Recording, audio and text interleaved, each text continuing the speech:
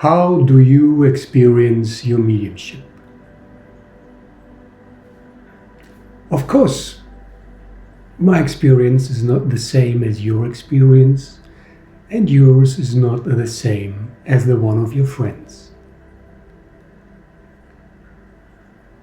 We all experience our mediumship in a way that is unique and universal as well.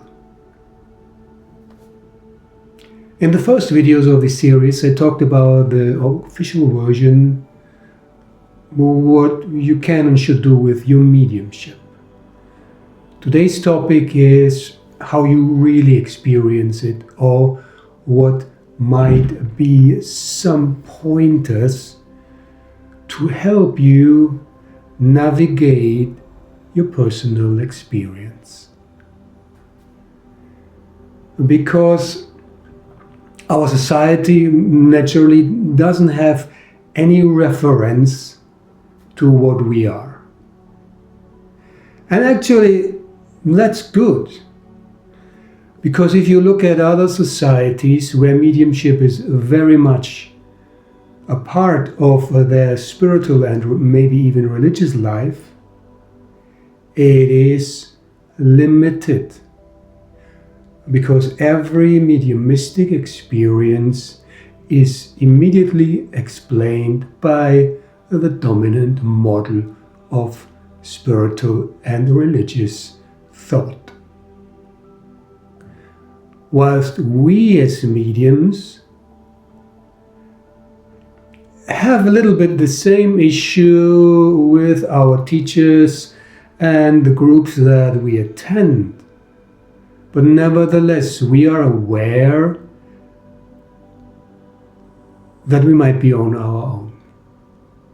Very few of us do have good friends in the community where they can share their experiences. Because many of the experiences shared are not really so valid, because everyone tries to play the smart guy and avoid the real topics.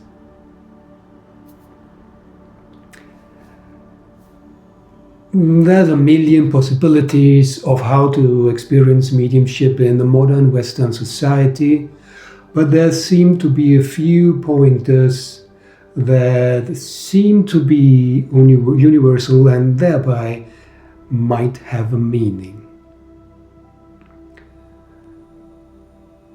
You will have experienced a crisis prior to engaging in mediumship.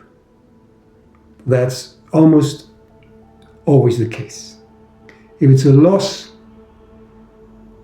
if it's some experiences with spirit or with yourself, if it's a fundamental change in your life that opened your heart to the reality of yourself, one of these will bring you miraculously into contact with mediumship. Somehow you are drawn towards that possibility of human expression. Something speaks to you. And you enter that world, and then you become bewildered for the wonder of what's happening.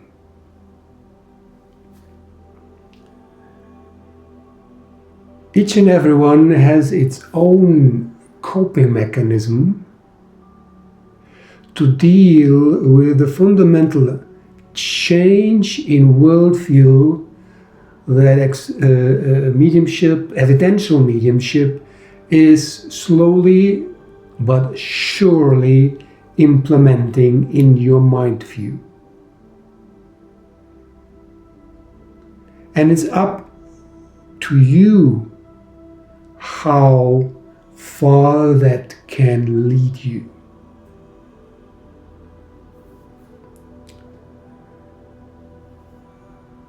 The joy of experiencing something new is many times mixed with anxiety. What about the strange things that are going to happen or that already happened to me? It takes a while until you get used to the new universe that you are in, that is a little bit bigger than the one you have been before. And you will find on this development inevitably your own fear, which isn't your own fear. It is a fear of the society implemented into you, or the fear of your family implemented into you. It is not yours.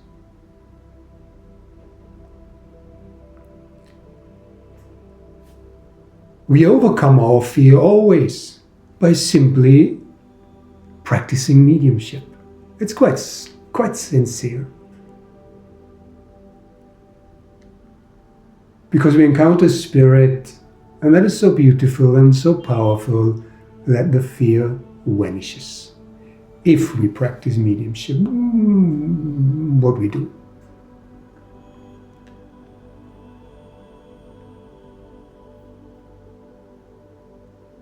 The estrangement to our former friends, or friends that might become former friends, to parts of our family, and to the dominant worldview of the society will become apparent. But this is not because we are now entering ourselves as real persons. We had this estrangement before. Isn't that the case? You had it before. But now it becomes obvious, and you can pinpoint it towards your experience as a medium, even though there are many other reasons and many other connotations coming with that. The main reason is that you act now more from your soul, because that's what mediumship is, and that is estranges you to the society which acts from the need of a few persons dominating others. And that is not the soul.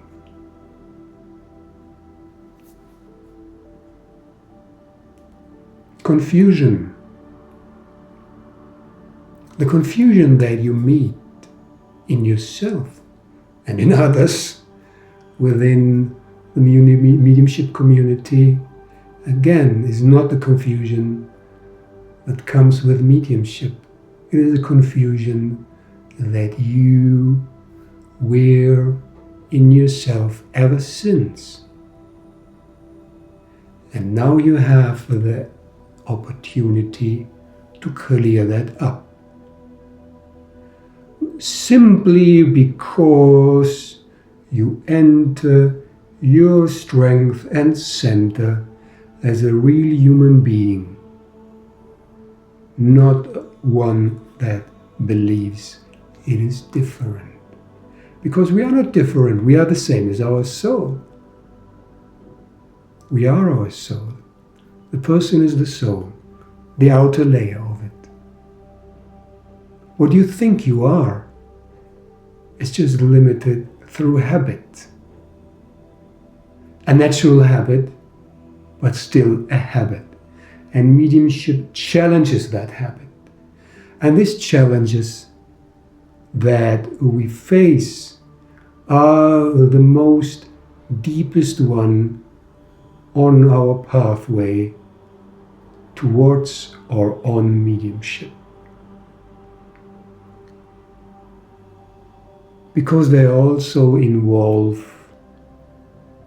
to face ourselves. When we practice mediumship, we realize that we have to look at ourselves if we really want to be of help. Because if you do not want to be of help and you practice mediumship for all kind of other reasons, it's not so complicated. It's just a skill, it's just a task, and you go on and you suppress and block the rest. There will be no wonder. There will be no development.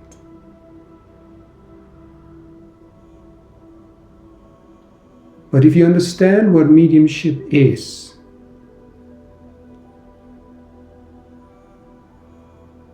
the flow of spirit, which is divine love, which expresses itself as mutual support, always without any doubts, without prejudice, and without exclusion. Then you will have to face that, you will have to integrate that into your mediumship, at least into your mediumship, maybe even into your life. And now we have another challenge. Your normal life will have to shift, because it does shift, and the normal life is not so happy about that, right? So here's another challenge that you face, everyone. You can hide it, you can suppress it, or you can wear it out in the open, at least for yourself. I do not recommend to run around and tell everyone that you're a medium. Certainly not. Rather the opposite. But for you, yourself, you must be open with yourself. So you can experience your mediumship easily. And you learn to deal with the contradictions of life, mediumship, the community, and yourself, and understand them as the inevitable factors of life, until you enter the soul space, where the contradictions fall away. If you are trained very well as a medium, you enter the soul space every time you do a link, and you feel the beauty, and you feel the power and the absence of contradictions and problems. That takes a while, of course.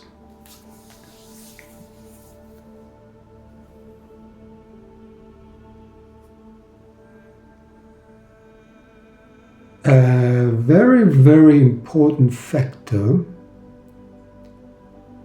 in our development are the ups and downs. We all love it, we all hate it, we all want to go, but we come back, no, we stay, I don't know, what is this all about? I quit. I call that resistance. The human being has an inherent tendency to resist its own good. It has nothing to do with mediumship. It is a resistance of the old habits to change for the better habits. Something totally normal. So it's not mediumship. It is human beings not wishing to progress, not wishing to develop. You see that all over the place. So don't worry about that, but take that into account. The resistance will never cease. But the more you gain access to your power as a medium, the less power will the resistance have upon you. And it's simply an experience, a factor of experience, because the first time it looks terrible. The second time, oh, you already had it. And after the 512th time, you should know how to deal with the resistance. But it must come into awareness. You must be aware of that. That's a crucial factor in all our experience.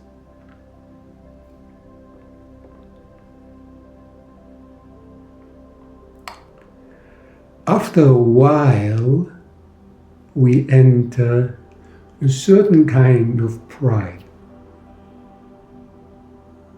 Well, I'm a medium. I'm good, eh?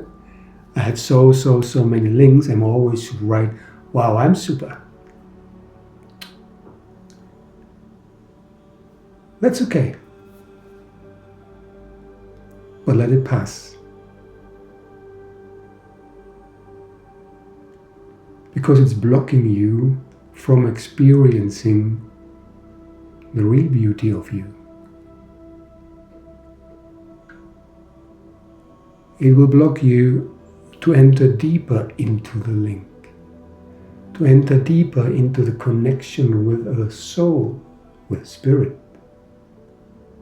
to enter deeper into the flow of loving power between all of us. That must and can be done only beyond pride. You must be simple. You must be clear, and you must be clean to really let the light shine, so to speak. And it's not complicated. All that you need is experiential based power, an energy that is able to transmit that. Everyone can do that. If you engage in the work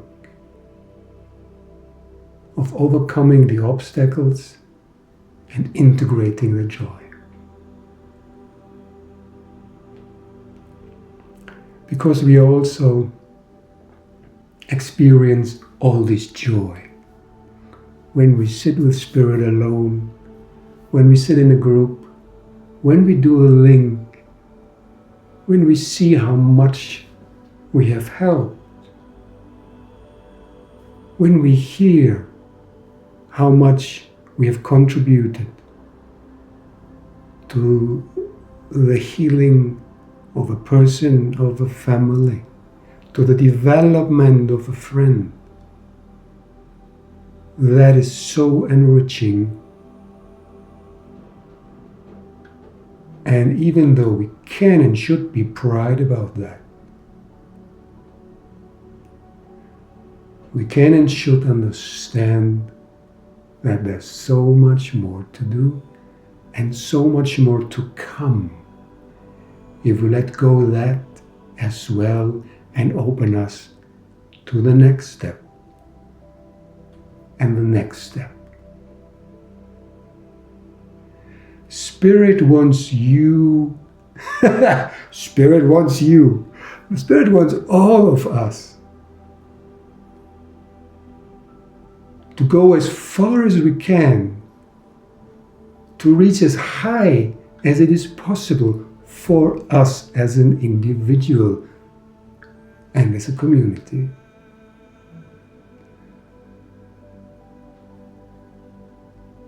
And One day you will reach the point, if you haven't reached it yet,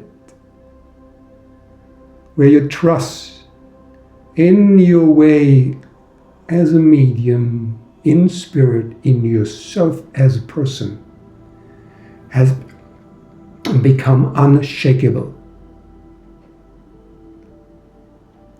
And then the real gifts will be given to you. If you are free of the fetters that the ego will try to put on you. That is always a certain burden. Many do not recognize that.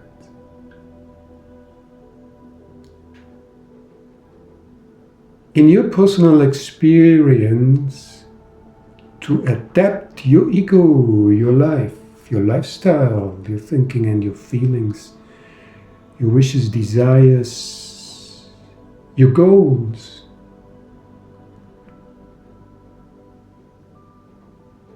to the wishes and needs of spirit is the biggest work and the biggest challenge, much more than the evidence or the connection or the healing power or the love.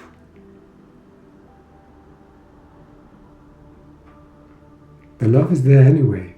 You just open your heart. The skills can be trained and trained again. They come.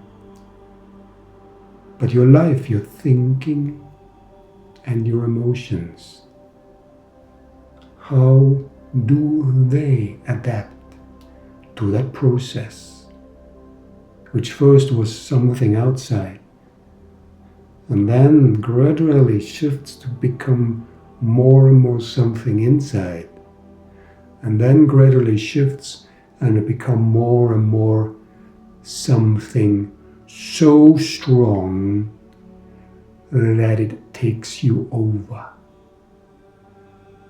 But don't worry until you've reached that phase. You have shed most of the unnecessary habits that you might treasure so much. But the beauty of that inner opening of the power of mediumship in the heart of the medium is beyond description. And I can assure you, beyond everything that you treasure right now. The fusion between your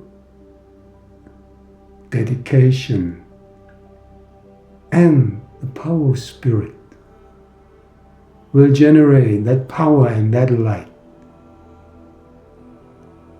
that is shining all over the universe. The fusion of the commonly undertaken actions between souls in harmony and love is the spark that enlightens again and again and again the common path of all human beings, all human souls, and all souls beyond it, towards the recognition of the existing unity as divine love. That can be our personal experience.